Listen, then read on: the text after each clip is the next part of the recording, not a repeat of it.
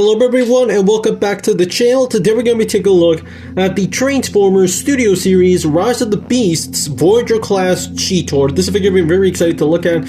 I found this at Ross, believe it or not. Let me just show you. There we go. There's the price. I paid $20 for this Voyager class $35 figure, so I'm very excited. I actually found this on Los Angeles. I went again to Universal Studios Hollywood. I had that second ticket. So after that, we went to Ross, and I found this in a mall in Los Angeles. I did a toy hunt, but I didn't find anything interesting at first. Then when I actually did find something, it was way too late. My phone ran out of space, out of battery as well. So yeah, I'm sorry we couldn't do the toy hunt, but here is a look at the back of the box. Really nice, although it does use some darker colors, and here's the description which reads, Cheetor and the Maximals team up with the Autobots to protect a train's warp key. And they're right about that, because that's literally the only thing Cheetor did in the whole movie. I'm sorry. So yeah, that's gonna be pretty much it for the box. As you can see, it's kind of damaged. There was one that was even worse over here, so I grabbed the better looking box. So now let's open it and take a look at Cheetor. And here is the figure out of the box. There's the manual. The accessories are wrapped in that piece of paper. So now let's get him out of that base and finally take a look at Rise of the Beasts Cheetor. And so here is everything out of the box. The removable backdrop, the dual blades, which we'll take a look at once we talk about the accessories. Now, we'll take a look at the figure without the backdrop, but first I want to just show you how very nicely detailed this background is. I believe this is the Peruvian jungle. Looks very nice. I love the fact they did the film in Peru. Very beautiful scenery, I must add, and it also did very, very well in the box office of Peru. Just wanted to add that extra fun fact, but here we have Cheetor. Let me just adjust the camera a bit.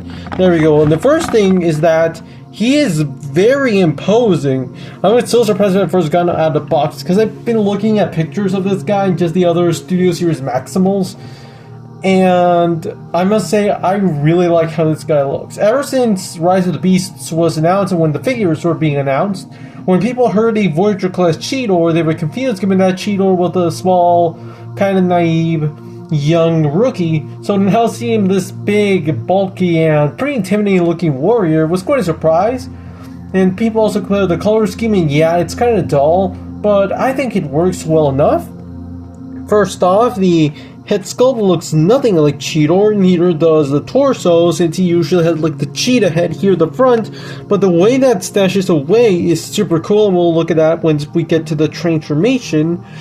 Besides that, very sleek. I really do like how he looks. I do feel like the figure does use the Voyager class pricing and, well, complexity very well. You're having a look at the back. I also like how the tail also stays in the actual robot mode, because usually Cheetor figures have the infamous gut gun that goes inside of the figure, while at the same time the tail is supposed to be added like some kind of whip.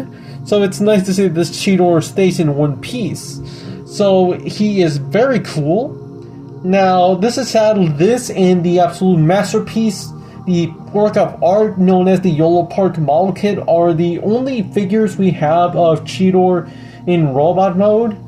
And, well, he barely even appeared in the movie, so this is our best look we have of the character. But we can also now talk about the articulation, which is also really good. First off, he has a ball joint. It's kind of limited to the way that the body is built. He has movement here at the arms, although these pieces on these shoulder pads kind of move as well. That'll be for the transformation. Movement here at the elbow and even at the wrist to get the claws can sort of move to give him, I guess, a sort of like Wolverine look, even though he never does in the movie. In fact, he doesn't really do much in the movie, but he was still in the movie, so I needed this guy. A movement here out of the waist that gets the tail is also posable, as well as the butt flap, the leg, the knee, and the foot, which has movements here at the toe as well, but that's for the transformation. So yeah, I'd say he's a really athletic figure. I'm really happy that even though he's meant to be a bit bulkier than normal Cheetor, I'll admit, I think this figure might be even more posable than the deluxe class Cheetor figures that have been done before. I guess because of how large he is and because of how athletic he's supposed to be. but I think he just looks great and he poses really well. But let's take a look at the accessories. These blades, or I guess spears, they look cool. In this case, these are also new weapons, as I mentioned. The original Cheetor had the gut gun and the whip tail. In this case, they go on his hands like so. And just put them there. There we go. And let me just put him like so. There we go. I think he looks really cool with these. And the main thing I remember in the movie when it came to Cheetor was that he had like a single spear, and the way you do that is you take one and they have a clip at the bottom and they connect like so in the hand, which makes it look like he has a large spear, and that looks really cool. I really do like the weapons they give the Maximals in the movie. My favorite was Optimus Primal's axe, and Optimus Primal's swords and chain, which he never uses the chain, but the Studio Series one came with that. In this case, the Cheetor is pretty accurate to what we briefly saw in the movie, and the weapon is also accurate. So yeah, for a figure that was in development way before the movie, I feel like he looks very good, and the weapon just makes him look really imposing, and I can not even imagine how many cool poses you can get out of this guy. But now let's do some size comparisons.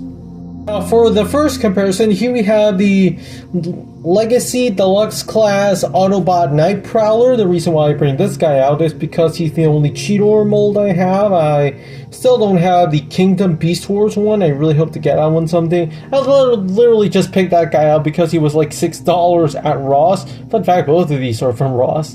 And because he was such a shelf warmer, like, I'll get him just to see if that Cheetor mold is really worth finding the Beast Wars one. And yeah, I still want the Beast Wars one, but my eyes were mainly on the Rise of the Beasts one. And again, you can now tell the huge mold differences between the two, between Deluxe and Voyager. Like, again, as I mentioned with the original Cheetor, the mutant cheetah head, the whip tail, the very obvious look here at the back.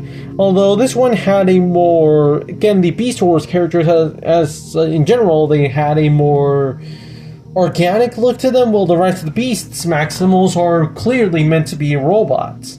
So yeah, a stark difference, but that's going to be pretty much it for this comparison. And here he is alongside my Studio Series Rise of the Beasts Autobots.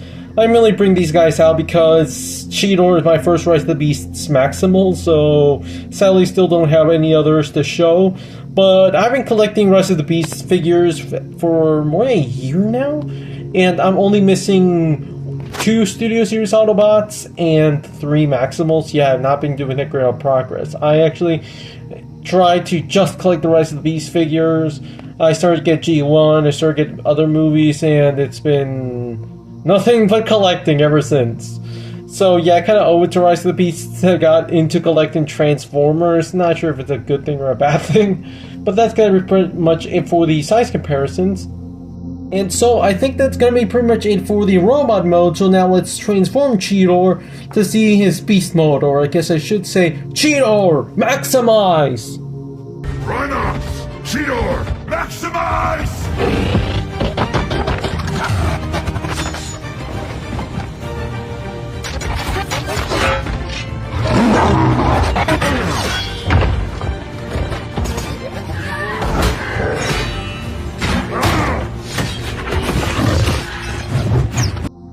And so here we have Cheetor fully maximized into his beast mode, and I must say, now I fully understand why they wanted to do this guy as a Voyager class, because this guy looks really, really cool.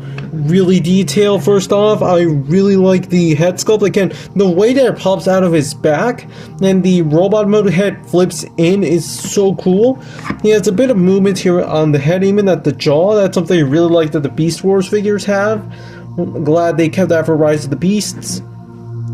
I really do like how everything turns out, and well, there's not much else to say other than it's very cool to display. Now sadly he's not that poseable. Like, you do get a bit out of the arms that turn to the front legs, And you can still see the fists of the robot mode, which is not very good.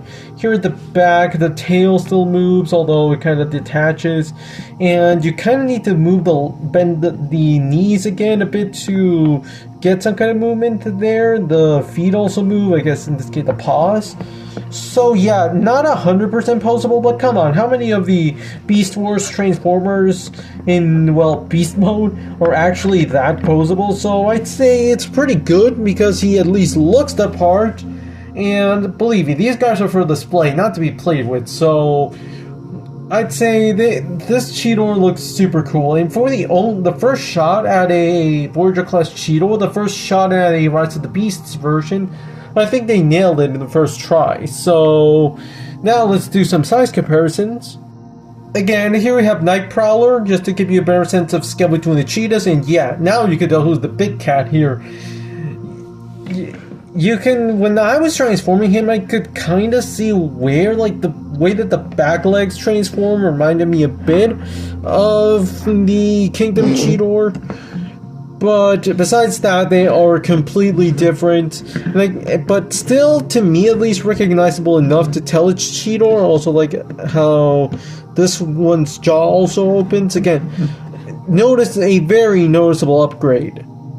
And finally, here we have Bumblebee, so you can recreate that scene in the first teaser, which was in the ending of the movie, once the Autobots and the Maximals come victorious. And you can even tell, like, figures aside, in the actual movie, the Maximals were huge. I believe in Beast Wars they were, like, technically human-sized, but the Maximals in the movie were huge. They were even bigger than the Autobots, so I'm really happy you can even capture that with the actual figures. And man, I just realized just how humongous the Maximals really were in comparison to humans. Oh my god. So yeah, that's gonna be pretty much it for the size comparisons.